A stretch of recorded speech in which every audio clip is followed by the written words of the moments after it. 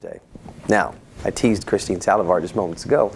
Let's send it over to Rob, who has it right now. Okay, thank you very much, Aaron. It is spring break time again, and many of you, that means you will load up your families in the car and tackle a road trip. But how do you keep the road trips fresh? Well, e-media entertainer Christine Saldivar is here from Talkalicious.com with some tips. Christine, Bakersfield is central to so many interesting places, but a lot of people just stay around town. Well, they might hit the mountains, or they'll go hit up Fresno, and they'll go hit up different things. But what I've noticed with my friends, or resorts, but they don't think about getting in the road trip like, Chevy Chase. You're going back on family vacation. Yeah. Yes. And what I really love about these is that we have such a great country and so many things that the kids don't get to see that I started doing these with my kids a couple years ago. And, you have to kind of go in with a whole new attitude, though, because I call it road trip rediscovered. Sure. First of all, our cars are way more comfortable. A lot more. Back in the day, you're kind of cramped. The seatbelts were in place. You could lay all over the place. But, now I just like it. And there's a couple websites that I like to use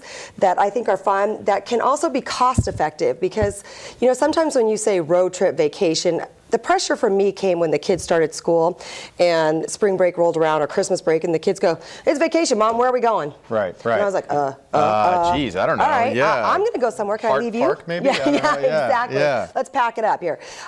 So basically, I had to figure out ways to entertain my children during this time. One of my favorite websites is Smart Destinations. And what about Smart Destinations I like? These are only going to work for your major cities.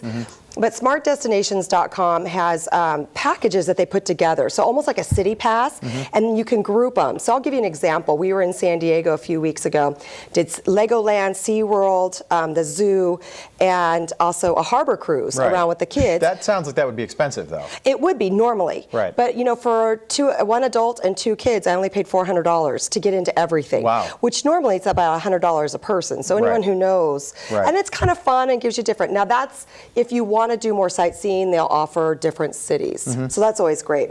One of the things I really enjoy is when you're planning your road trip, I say give it a sense of adventure and just kind of go to a place and figure out, oh yeah, let's do this. FactoryToursUSA.com, they offer factories, like Jelly Belly is pretty popular, so that's a big one. But some local places will do, when you're within a town, like in Phoenix, we went to a chocolate place, we went to a teddy bear making, and that was a way to go see things that didn't cost any money, and you got some free chocolate. And who doesn't like that? Exactly. I'm saying hello. Exactly. Yeah, so that's one of my favorite ones. Factory Tour USA will also tell you some of the ins and outs and also how much it costs, because some of them do cost a little bit of a minimal fee. Christine, people should be a tourist in their own city and a tourist in their own country. You know what I mean? Like, you don't need to go somewhere far away to find something interesting. No, you don't. And I will say this though, what I've learned from the kids, and I started doing this a couple years ago, is I waited till they were 8 and 9, 7 and 8, because they're a little bit older, they can do a little bit more with their machines and stuff. But I wouldn't drive any more than 9 hours in one day, because you're going to stop for lunch, because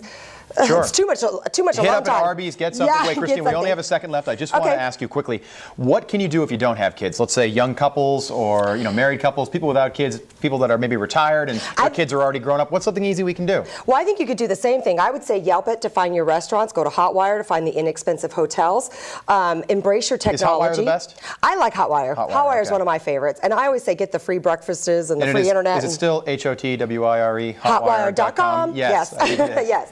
Embrace your technology, use it. There's no more fighting over maps. You got GPS.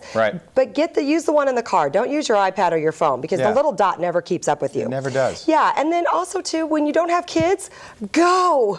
That's your only free time. Get out, yes. All right, Christine Saldivar, thank you so much. All this information is available on our website. We hope to see you again soon. All right, thank you very much. All right, good seeing you.